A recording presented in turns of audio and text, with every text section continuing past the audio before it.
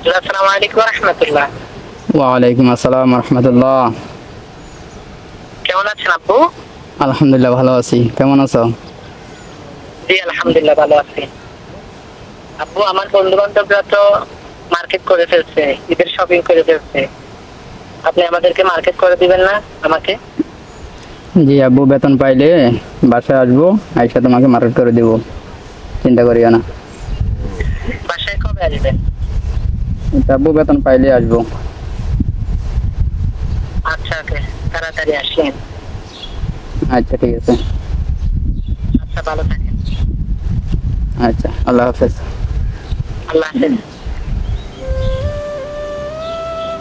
দেখি ছেলেও কল দিছে মার্কেট করার জন্য, এখন কি করব দেখি মসজিদের সভাপতির কাছে গিয়ে বলি, দেখি বেতনটা নিতে পারি কিনা।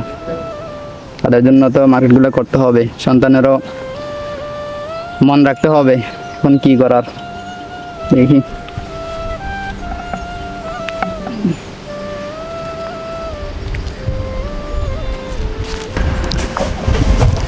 আসসালামু আলাইকুম রহমতুল্লাহ। ওয়ালাইকুম আসসালাম ওয়া রাহমাতুল্লাহি ওয়া বারাকাতুহু। সৌদি সাহেব কেমন আছেন? আলহামদুলিল্লাহ ভালো আছি, আপনি কেমন আছেন? আলহামদুলিল্লাহ ভালো আছি। বাড়ির সবাই কেমন আছে? জি আলহামদুলিল্লাহ ভালো। তো হঠাৎ করে কেন আসলেন, কি মনে করে? সভাপতি সাহেব আপনার কাছে আসলাম, যেহেতু আজকে রোজা 22টা চলে যাইতেছে, এই মাসের বেতনটা হাদিয়াটা যদি একটু আগে দিয়ে দিতেন তাহলে ভালো হতো। ঈদের মার্কেট কেনাকাটা এগুলো করার জন্য ছেলে মেয়ে কল দিছে বাড়ি থেকে মার্কেট করে দেওয়ার জন্য। আজকে মাত্র 23শে রমাদান, তো সুতরাং আপনি তো আশা লাগে না, না আসলেও পারতেন। হঠাৎ করে কেন চলে আসলেন আমার কাছে? এই মুহূর্তে আমি দুনিয়ার ব্যস্ত, ব্যবসা বাণিজ্য এই সেই নিয়ে অত্যন্ত ব্যস্ত আছি। তো সুতরাং আপনি খবর না দিয়ে আমার কাছে চলে আসলেন, আর আপনাকে আমি বেতন দিচ্ছি কত? 6000। তো 6000 টাকা আপনাকে হচ্ছে না? এই 6000 টাকা দিয়ে তো অনেক কিছু করা যায়। হঠাৎ করে চলে আসলেন, এটা হয়েছে? সুতরাং ঠিক আছে, পরে আমার সাথে দেখা করিয়েন, আমি এখন একটু ব্যস্ত আছি, পরে আপনার সাথে কথা বলবো। ঠিক আছে? ঠিক আছে। ঠিক আছে, আল্লাহ হাফেজ, পরে দেখা করিয়েন। আসসালামু আলাইকুম। ওয়ালাইকুম আসসালাম।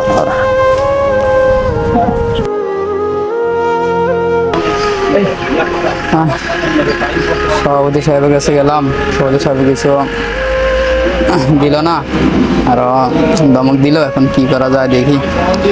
আচ্ছা সেক্রেটারির কাছে যায় দেখি কি করা যায়, উনি কোনো ব্যবস্থা করতে পারে কিনা।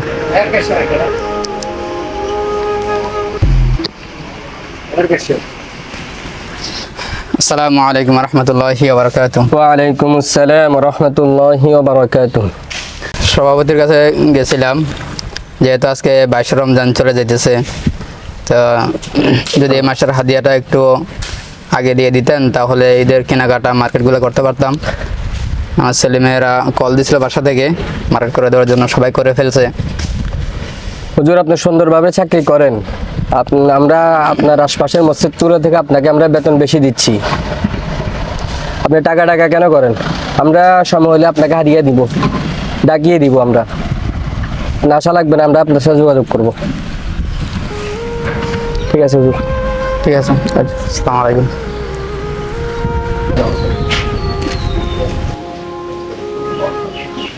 আসসালামু আলাইকুম রহমতুল্লাহি ওয়া বারাকাতুহু। আসসালামু রাহমাতুল্লাহ। ইমাম সাহেব হুজুর কেমন আছেন? আলহামদুলিল্লাহ ভালো আছি, কেমন আছেন? আলহামদুলিল্লাহ ভালো আছি। তো কি মনে করে হঠাৎ? আপনাকে খুঁজছিলাম অনেকক্ষণ ধরে। জি জি, তাই একটু সামনে দিয়ে খবর আসেন, পাইলাম। সামনে আসেন। জি বলুন।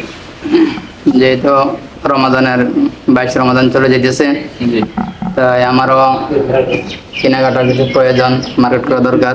জি তা এই জন্য সভাপতির কাছে আমি গেছিলাম প্রথমে, তো সভাপতি দেয় নাই, আমাকে তাড়িয়ে দিছে।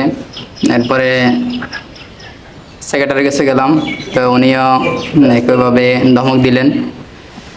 এরপরে এখন আপনার কাছে আসলাম যে এখন কি করব, কি করা যায়। ও আচ্ছা আচ্ছা, মানে আপনার রমজানের হাদিয়া আজও দেওয়া হয় নাই? না এখনো দেওয়া হয়নি। আপনি সভাপতি সেক্রেটারি দুজনকে বললেন? জি। এখন দেখেন আমি তো আসলে গ্রামে থাকা হয় না, ওনারা তো আছে, এটা তো দেখা দরকার। কারণ রমাদান তো সবার জন্য যাচ্ছেই, আমার পরিবারের জন্য অলরেডি মার্কেট করা শেষ হয়ে গেছে। তাহলে তো আপনার পরিবারের জন্য কিছু নেওয়া হয় নাই? না, কিছু নেওয়া হয় না এখনো। আচ্ছা, আপনার সভাপতি সাহেব কবে কথা বলছেন, গতকালকে নাকি? জি। গতকাল কথা বলছিলেন। আচ্ছা আমি একটু দেখি, কথা বলি, বসান, কষ্ট দিচ্ছে আর কি আপনাকে।